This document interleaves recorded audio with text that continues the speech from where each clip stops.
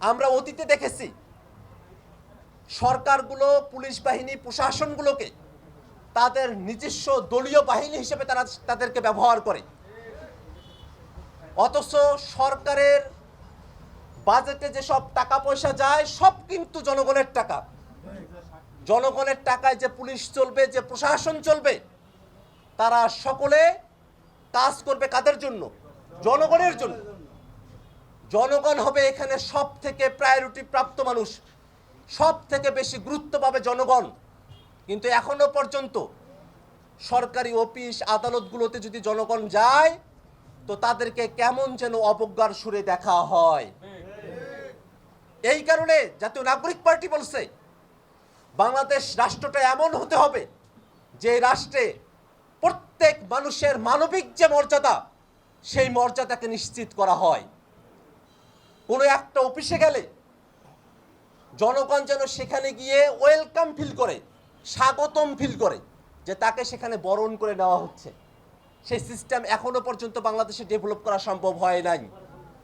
আমরা আশাবাদী বাংলাদেশের মানুষেরা, সাধারণ মানুষেরা যেভাবে আমাদের সঙ্গে যুক্ত হচ্ছে, এই ধারাবাহিকতাকে সাথে নিয়ে আমরা যে স্বপ্ন দেখি সেই স্বপ্নের বাংলাদেশ যেদিন বিনির্মাণ হবে, প্রত্যেক অফিস আদালতে সাধারণ জনগণ যাবে, অফিস আদালত সাধারণ জনগণকে বরণ করে নেবে। এমন এক বাংলাদেশ আমরা সবাই প্রত্যাশা করি তো ইনশাল্লাহ, না? সরকারি হসপিটালগুলোতে গেলে চিকিৎসা সেবার যে বেহাল দশা থাকে, এই আধুনিক যুগে এসে যদি চিকিৎসা সেবাটাকেও জনগণের দোরগোড়ায় পৌঁছানো না যায়, তাহলে রাষ্ট্র ব্যবস্থা হিসেবে অকার্যকর হয়ে যায়, ফেল করে যায়। অতএব আমাদের লক্ষ্য থাকবে বাংলাদেশের প্রত্যেকটা ঘরে ঘরে যেন আমরা স্বাস্থ্য সেবাকে পৌঁছে দিতে পারি। সরকারি হাসপাতালগুলো, বেসরকারি বর্তমানে যে হাসপাতালগুলো আছে, সেখানকার তুলনায় সরকারি হাসপাতালের পরিবেশ তুলনামূলকভাবে অনেক পিছিয়ে আছে। কিন্তু আমরা বিশ্বাস করি যদি জনগণের প্রতিনিধিত্ব করা, জনগণের পক্ষে কথা বলা ব্যক্তিরা যদি সংসদে যায়, জনগণের পক্ষের লোকেরা যদি দেশ পরিচালনা করে, জনগণের স্বার্থ বুঝে যারা কাজ করবে তারা যদি সংসদে যেতে পারে, তাহলে বাংলাদেশের সেবা খাতে যত প্রতিষ্ঠান আছে, হাসপাতাল থেকে নিয়ে অন্য প্রত্যেকটা সেবায়, প্রত্যেকটা জায়গায় একটা বিপ্লব ঘটে যাবে। আমাদেরকে প্রস্তুতি নিতে হবে। ব্যক্তিগতভাবে আমাদের এক একজনের এক এক ধরনের অভাব অভিযোগের জায়গাগুলো রয়েছে। ব্যক্তিগত স্বার্থ যা আছে সেগুলোকে আমরা প্রধান করে দেখব না, আমরা সকলের স্বার্থকে আমরা প্রধান করে দেখব। আমরা যখন সকলের স্বার্থকে প্রধান করে দেখতে পারবো, তখনই আমরা বাংলাদেশকে একটা সামনের দিকে, একটা বড় একটা জায়গায় আমরা বাংলাদেশকে নিয়ে যেতে পারবো। বাংলাদেশের বিচার ব্যবস্থা, এই বিচার ব্যবস্থায় যত মামলা, তার তুলনায় বিচারক খুবই কম, এবং আদালত পাড়ায় মানুষকে হয়রানির মধ্যে পড়তে হয়। রাষ্ট্রের কাজ হলো মানুষেরা যখন বিচারের জন্য যায়, সে যেন সঠিকভাবে, পেরেশানি মুক্তভাবে ন্যায় বিচারটা পায়, সেটা নিশ্চিত করা। কিন্তু আমাদের দেশে এখনো পর্যন্ত ব্রিটিশ আমলের কালা কানুনগুলো থাকার কারণে আমাদের দেশের মানুষেরা পেরেশানি মুক্তভাবে শান্তিতে অফিস আদালতের সুযোগ সুবিধাগুলো পায় না, ন্যায় বিচারগুলো তারা পায় না। আমরা প্রত্যাশা করি বাংলাদেশের জন্য জাতীয় নাগরিক পার্টি এনসিপি যে সংস্কারের মৌলিক রূপরেখা উপস্থাপন করেছে, যদি মৌলিক সংস্কারের রূপরেখাকে বাংলাদেশে বাস্তবায়ন করা সম্ভব হয়, বাংলাদেশের প্রত্যেকটা অফিস আদালত জনগণের হয়ে যাবে, জনগণের সেবায় কাজ করবে। বাংলাদেশে কোনো দল ক্ষমতায় এসে জনগণের বিপক্ষে গিয়ে কোনো কিছু করার সাহসও দেখাতে পারবে না। এই কারণে বাংলাদেশে যে মৌলিক সংস্কারের রূপরেখা জাতীয় নাগরিক পার্টি উত্থাপন করেছে, এই রূপরেখার পক্ষে আমাদের সকলকে কথা বলতে হবে। বাংলাদেশে শান্তিপূর্ণভাবে একটা নির্বাচন আয়োজন করতে হবে, যাতে করে বাংলাদেশে ভোটের সংস্কৃতি ফিরে আসে, বাংলাদেশে যেন গণতন্ত্র সঠিকভাবে চলে।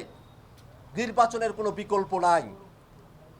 কিন্তু আগের কাঠামোর মধ্য থেকে শুধু একটা নির্বাচন যদি হয়, তাহলে আমরা নতুন বাংলাদেশের যে স্বপ্ন দেখেছিলাম সেটা আমাদের থেকে অধরাই থেকে যাবে, সেটা আমাদের হাতের কাছে এসেও হাত ফসকে চলে যাবে।